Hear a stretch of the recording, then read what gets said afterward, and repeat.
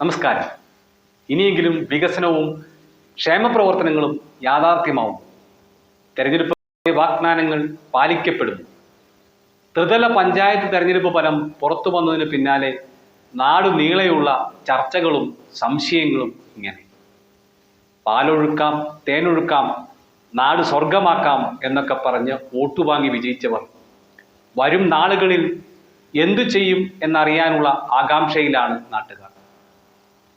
മുന്നണികൾ മാറി മാറി ഭരിച്ചിട്ടും വേണ്ടവണ്ണം വികസനം എത്താത്ത പ്രദേശങ്ങൾ ഏറെയാണ്.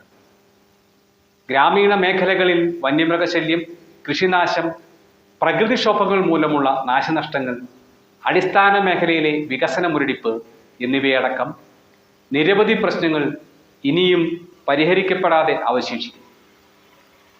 മലയോര മേഖലകളിലെ ജനങ്ങളുടെ ദുരിത ജീവിതത്തിന് ഇനിയും അറുതിയായിട്ടില്ല. ആസൂത്രണ ഘട്ടത്തിലുള്ളതും ആരംഭിച്ച് പാതി വഴിയിൽ എത്തി നിൽക്കുന്നതുമായ വികസന പദ്ധതികളുടെ കാര്യം എന്താകും എന്ന് കണ്ടറിയണം എന്നതാണ് നിലവിലെ സ്ഥിതി.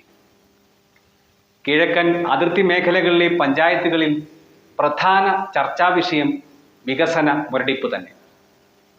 അടിസ്ഥാന മേഖലയിൽ പേരിന് പോലും വികസനം എത്താത്ത സ്ഥലങ്ങൾ ഏറെയാണ്. ഇടിഞ്ഞു വീഴാറായ വീടുകളും പൊട്ടിയൊലിക്കുന്ന കക്കൂസും കാൽനടക്കാർക്ക് പോലും നേരാമണ്ണം സഞ്ചരിക്കാൻ കഴിയാത്ത പാതകളുമെല്ലാം ഇപ്പോഴും നാട്ടിൻപുറങ്ങളിൽ കാണാം. ശുദ്ധജലക്ഷാമം മൂലം കാന്തല്ലൂർ പഞ്ചായത്തിലെ കോവിൽക്കടവ്, ഇടക്കടവ് മേഖലകളിലെ താമസക്കാർ ദശാബ്ദങ്ങളായി അനുഭവിക്കുന്ന ബുദ്ധിമുട്ടുകൾ വിവരണാതീതമാണ്. ദൈനംദിന ആവശ്യത്തിനുള്ള ശുദ്ധജലം ഇവർ വില കൊടുത്തു വാങ്ങിയാണ് ഉപയോഗിക്കുന്നത്. ശുദ്ധജല ലഭ്യത ഉറപ്പാക്കാൻ ലക്ഷ്യപ്പെട്ട് നടപ്പിലാക്കിയ പദ്ധതികളെല്ലാം രാഷ്ട്രീയ ഇടപെടലുകൾ മൂലം പാതി വഴിയിൽ മുടങ്ങുകയായിരുന്നു എന്നാണ് നാട്ടുകാരിൽ നിന്നും ലഭിക്കുന്ന വിവരം. കുടിവെള്ളത്തിനായി മാത്രം സാമാന്യം ഭേദപ്പെട്ട തുക ഇവിടുത്തെ കൂലിപ്പണിക്കാർ അടക്കമുള്ളവർ മുടക്കുന്നുണ്ട്. ഇക്കാര്യം അടിയന്തര പ്രാധാന്യം നൽകി പരിഹരിക്കപ്പെടേണ്ട വിഷയമാണ് എന്ന കാര്യത്തിൽ തർക്കമില്ല. വികസനം ജാതി മത രാഷ്ട്രീയ ചിന്തകൾക്കപ്പുറമാവണം.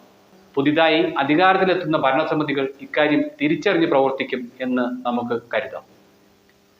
വികസനം വിളയട്ടെ, നാട് നന്നാവട്ടെ എന്ന കാഴ്ചപ്പാടോടെ ആയിരിക്കട്ടെ പുതിയ ഭരണസമിതികളുടെ പ്രവർത്തനം. മറയൂർ വിഷ്ണു വേണ്ടി പ്രകാശ് ചന്ദ്രശേഖർ.